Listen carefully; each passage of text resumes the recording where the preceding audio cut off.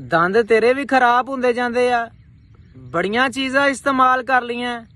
ਮੈਂ ਤੁਹਾਨੂੰ ਦੋ ਚੀਜ਼ਾਂ ਦਾ ਜ਼ਿਕਰ ਕਰਾਂਗਾ। ਅਗਰ ਦੋਵਾਂ 'ਚੋਂ ਜਿਹੜੀ ਵੀ ਚੀਜ਼ ਤੁਹਾਨੂੰ ਮਿਲ ਜਾਵੇ, ਤੁਹਾਡੇ ਦੰਦਾਂ ਵਾਸਤੇ ਸੋਨਾ ਹੈ।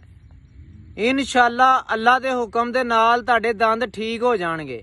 ਅਗਰ ਕੋੜੇ ਕੀੜਾ ਲੱਗ ਗਿਆ ਹੈ, ਦਰਦ ਰਹਿੰਦੀ ਆ, ਸ਼ਦੀਦ ਦਰਦ ਹੈ, ਖਤਮ ਨਹੀਂ ਹੁੰਦੀ, ਜਾਂ ਤੁਸੀਂ ਪੇਪਰਮਿੰਟ ਤੇਲ ਜਾਂ ਤੁਸੀਂ ਤੁਲਸੀ ਦਾ ਤੇਲ, ਇਹ ਦੋਵਾਂ ਦੇ ਵਿੱਚੋਂ ਜਿਹੜਾ ਮਿਲ ਜਾਵੇ ਤੁਹਾਨੂੰ, ਰੂਈ ਦੇ ਨਾਲ ਲਾ ਕੇ ਜਿੱਥੇ ਦਰਦ ਹੁੰਦੀ ਆ ਉੱਥੇ ਲਾ ਲਓ। 1 2 3 ਮਿੰਟ ਲਾਓਗੇ, ਇਨਸ਼ਾਅੱਲਾ ਤੁਹਾਡੇ ਦੰਦਾਂ ਦੇ ਮਸਲੇ ਹੱਲ ਹੋ ਜਾਣਗੇ।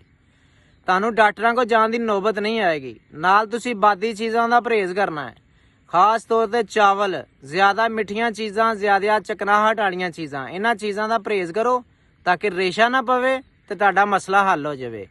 ਕਈ ਚੀਜ਼ਾਂ ਲੋਕੀ ਲਾਈ ਜਾਂਦੇ ਆ ਲੇਕਿਨ ਪਰਹੇਜ਼ ਨਹੀਂ ਕਰਦੇ। ਪਰਹੇਜ਼ ਤੁਸੀਂ ਕਰਨਾ, ਇਨਸ਼ਾਅੱਲਾ ਸ਼ਫਾ ਅੱਲਾ ਦੀ ਜ਼ਾਤ ਦੇਗੀ। ਵੀਡੀਓ ਨੂੰ ਸ਼ੇਅਰ ਕਰ ਦੇਣਾ।